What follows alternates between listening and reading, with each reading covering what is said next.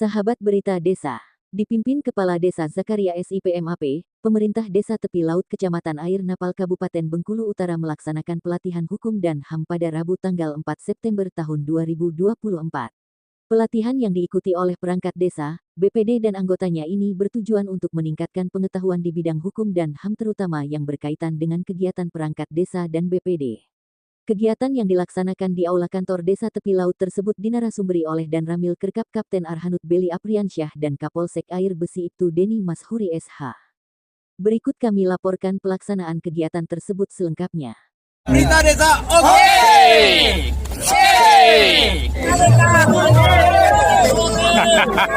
Desa, jangan lupa subscribe.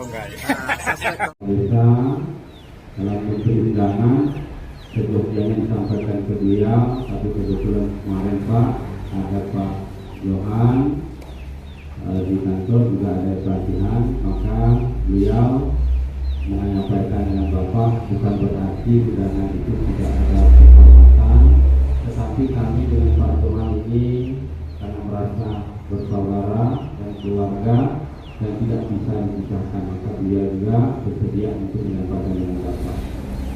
Kemudian kita hormati Wakil Khusus kepada seluruh perangkat desa, Pak Sekdes, kemudian seluruh perangkat yang hadir, kasih dan tahu dan kadun. Hari ini kita bersyukur yang tidak berhenti setiap nafas dan ucapan kita. Allah terus memberikan kenikmatan ini. Tentu dengan mengucapkan alhamdulillah, semoga nikmat yang kita dapat sehat, rezeki, pikiran terus tercurahkan kepada kita semua, sehingga nanti kita bisa melaksanakan mengisi keilmuan kita. Karena keilmuan itu kata orang dulu, semakin diasah semakin tajam, semakin diberi dengan sebanyak orang semakin baik dan semakin banyak. Perkayaan keilmuan itu tidak akan pernah habis, kecuali kita yang selalu merasa rugi ketika pembagian harta. Mungkin saja yang kita berikan merasa rugi, tapi kalau ilmu Bapak semakin kita beri kepada banyak orang dan bermanfaat, sebanyak itulah seperti air mengalir dalam keranjang amal dan ibadah kita ke depan. Maka daripada itu mohon maaf sekiranya kalau ada salah hilap dalam penyambutan penempatan. Inilah Desa Tepi Laut, Kecamatan Air Napal, Kabupaten Bengkulu Utara. Tepatnya kami ini Pak masih ada desa sebelah namanya Pasar Bopa, dari Tepi Laut itulah namanya berbatasan. Tetapi bekerja kepala desa, saya sangat kritis. Kebetulan kita dapat mencoba, artinya dalam proses tersebut. Itulah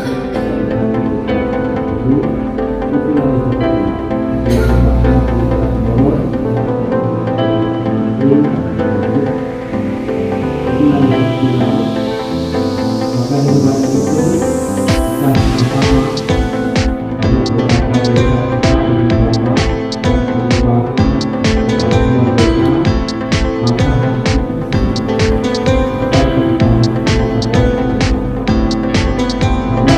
perangkat desa ini saya pikir hampir kita mendekati 8 tahun Bapak bersama saya. Walaupun ada kemarin dengan alasan apapun sebagian satu atau dua yang mengundurkan diri, selebih itu belum ada.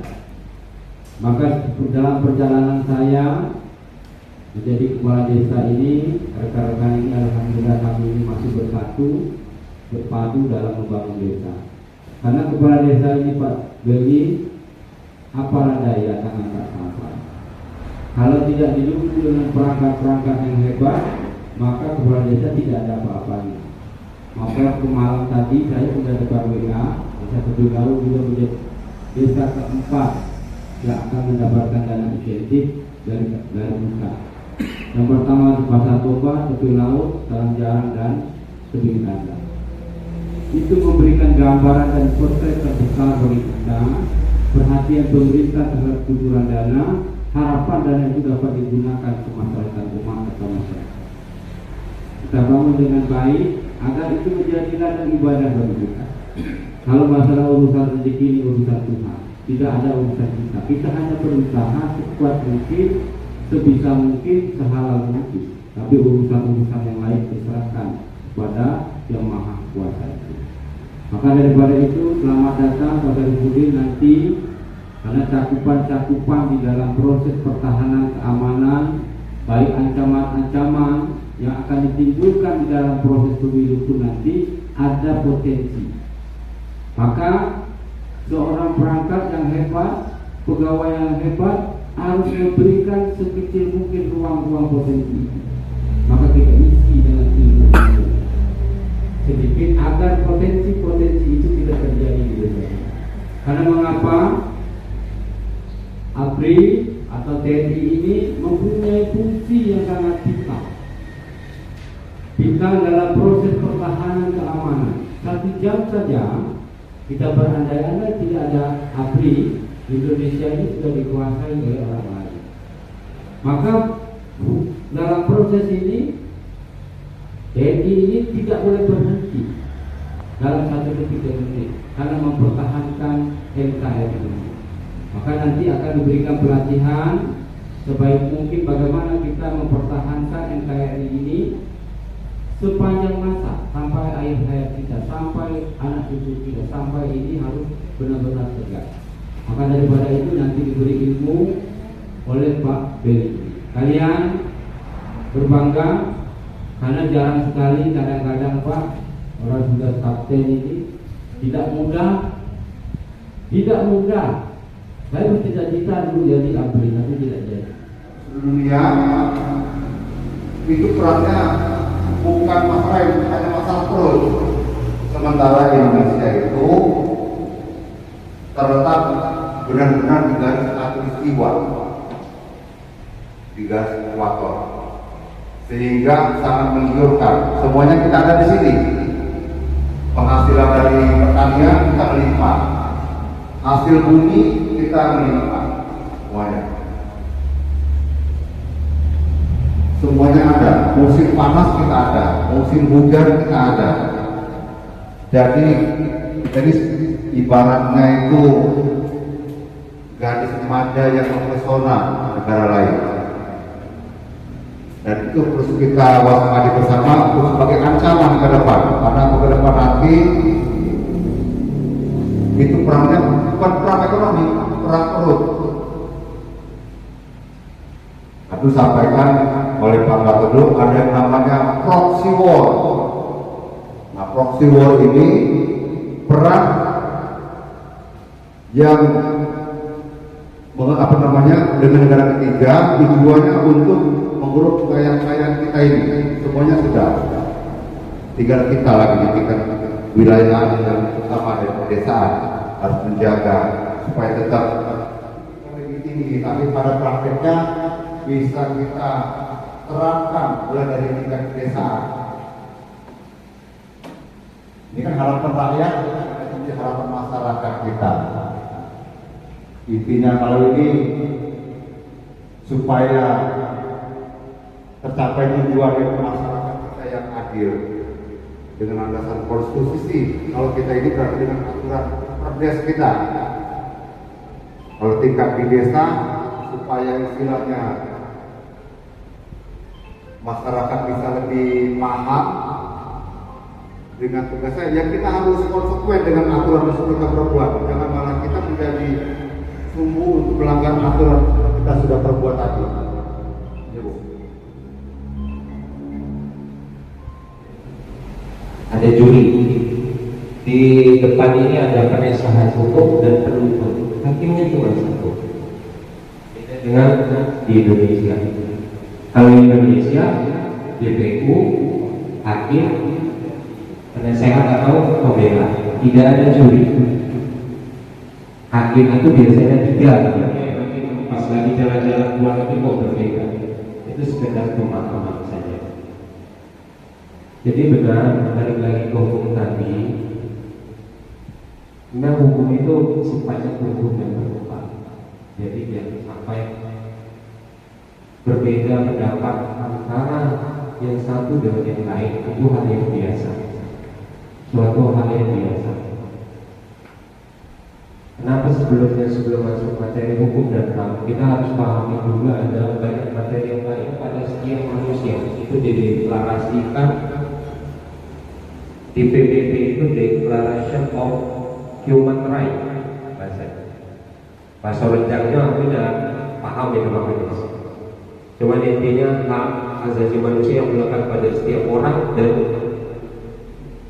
harus diakui oleh orang lain. Jadi antara hukum dan hak itu dia sifatnya beriringan. Hukumlah yang melindungi hak, tetapi ada beberapa poin hukum juga menjadi lawan dari hak asasi manusia itu sendiri. Jadi tidak selamanya dia harus dijajar, ada saatnya dia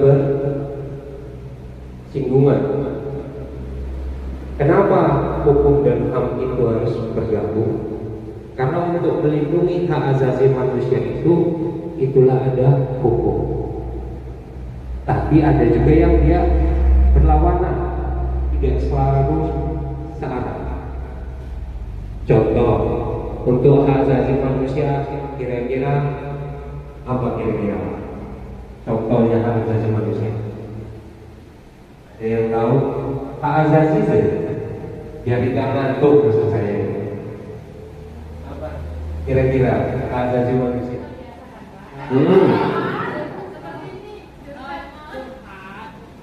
Suami kita tuh pukul kita Pak. Jadi kita kan nggak terima nih, saya melakukan visum. Hasil visum saya laporkan ke saya kebanyakan Pak. Jadi saya mikir 2-3 hari saya cabut untuk istri saya nggak lalu malam. Jadi saya malu Pak. Apakah sudah selesai di batas itu aja?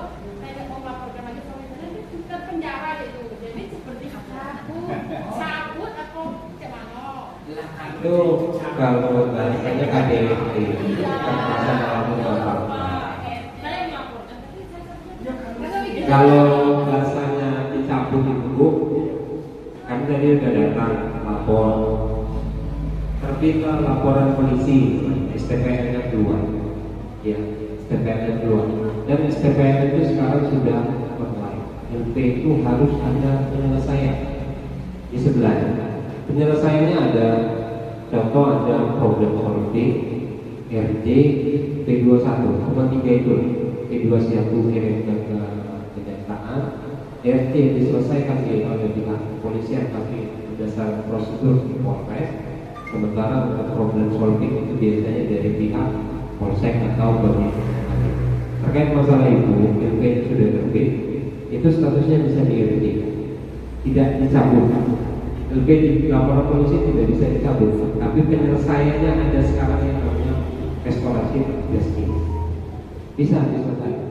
Jarang sekali yang katakan kelas Kapolsek yang ini dipanggil ke desanya.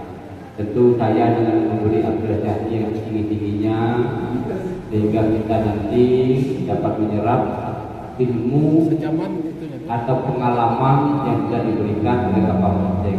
Karena yang disampaikan beliau itu realitas yang terjadi di setiap waktu yang ada di desa kita masing-masing ini. Tentu dengan memberikan sedikit, kalau pemahaman dasar hukum itu mungkin sampai 2 bulan tidak selesai, pasti tidak selesai. Tapi sebagai gambaran sudah disampaikan Kapolsek sehingga kita bisa nanti menyelesaikan persoalan-persoalan yang ada di masyarakat di Desa Tepi Laut ini.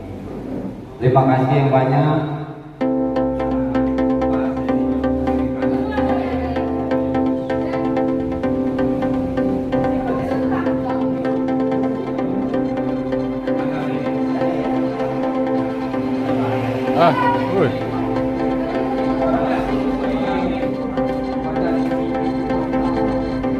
Masuk. Ya. Oke, 1, 2, 3. Salam desa. 1, 2, 3.